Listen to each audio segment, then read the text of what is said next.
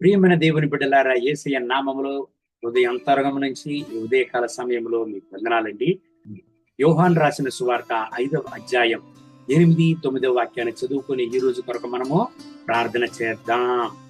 యేసు నీవు లేచి నీ పరుపెత్తుకుని నడుమని వానితో చెప్పగా, వెంటనే వాడు స్వస్థత నుండి తన పరుపెత్తుకుని నడిచెను. దేవుని బిడ్డలారా, 2024 సంవత్సరాలకు ముందు ప్రభు అయిన యేసయ్య ఈ లోకములో సేవ చేసేటప్పుడు యెరూషలేములో ఉన్న బెతెస్దా కోనేరు దగ్గరకు యేసయ్య వెళ్ళాడంట. ఈనాటికి ఆ బెతెస్దా కోనేరు యెరూషలేములో ఉన్నదండి. దాని యొక్క విశేషం ఏమో తెలుసా?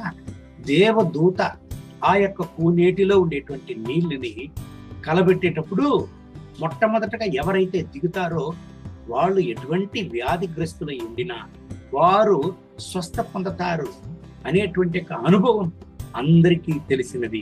కాబట్టి చాలా మంది వ్యాధిగ్రస్తులు ఆ బెతెస్దా కోనేరు చుట్టూ ఉండారంట.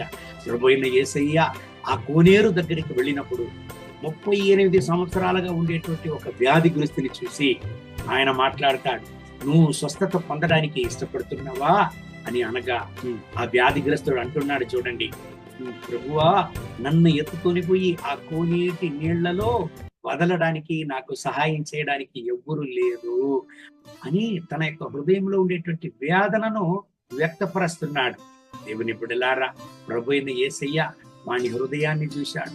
నాకెవ్వరు లేదు ప్రభువా, అయ్యో 38 సంవత్సరాలుగా నేను అనాథగా నేను ఇక్కడ ఉన్నాను అని ఏడ్చేటువంటి యొక్క ఆ పరిస్థితిని ప్రభు అయిన యేసయ్య చూసి జాలి కలిగాడు. నా ప్రియమైన దేవుని బిడ్డలారా, ఈ ఉదయకాల సమయంలో మీ హృదయంలో ఒక వేదన ఉంటుండగా, నాకు సహాయం చేయడానికి ఎవరు లేదు, నన్ను విచారించడానికి ఎవరు లేరు, నాకని సహాయం చేయడానికి ఎవరు లేరు, నేను దిక్కులేని అనాథను, నేను ఒంటరిగానున్నాను, నా హృదయ భారాలను అర్థము చేసుకునడానికి ఎవరు లేదు అని ఏడుస్తున్నారా? ప్రభు అయిన యేసయ్య మీకున్నాడు. ఆ ప్రభు అయిన యేసయ్య ఈ ఉదయకాల సమయంలో మీతో మాట్లాడుతున్నాడు. మీ ప్రక్కన ఆయన వస్తున్నాడు, మిమ్మల్ని విచారిస్తున్నాడు. దేవుని బిడ్డలారా, జరిగినది ఏమి ఇక్కడ? ప్రభు అయిన యేసయ్య అంటున్నాడు, నువ్వు స్వస్థపడడానికి ఇష్టపడుతున్నావా అని చెప్పి నీ పరుపునెత్తుకుని నడుము అని ప్రభు అయిన యేసయ్య చెప్పగా, వెంటనే 38 సంవత్సరాలుగా వ్యాధిగ్రస్తుడై ఉండిన ఆ వ్యక్తి లేచి తన పరుపునెత్తుకుని నడిచి వెళ్ళిపోయాడండి. అద్భుతం జరిగినది. ప్రభు అయిన యేసయ్య ఈనాటికి జీవం గల దేవుడుగా ఉంటున్నాడు.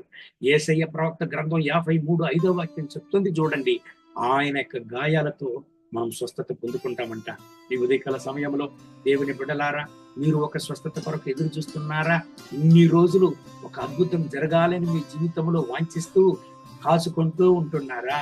ప్రియమైన దేవుని బిడ్డలారా, దేవుడు మీ పరిస్థితిని ఎరిగి ఉన్నాడు. మీకు ఒక అద్భుతాన్ని చేయడానికి ఆయన సిద్ధంగా ఉన్నాడు. మీ కొరకు నేను ప్రార్థన చేసేదా? పరలోకపు తండ్రి, ఈ ఉదయకాల సమయంలో నాతో ఏకీభవించి ప్రార్థన చేసి ఈ ప్రియ సహోదర సహోదరుల కొరకు ప్రార్థన చేస్తున్నాను. వీళ్ళను ముట్టండి, వీళ్ళను ఆశీర్వదించండి, వీళ్ళను స్వస్థపరచండి.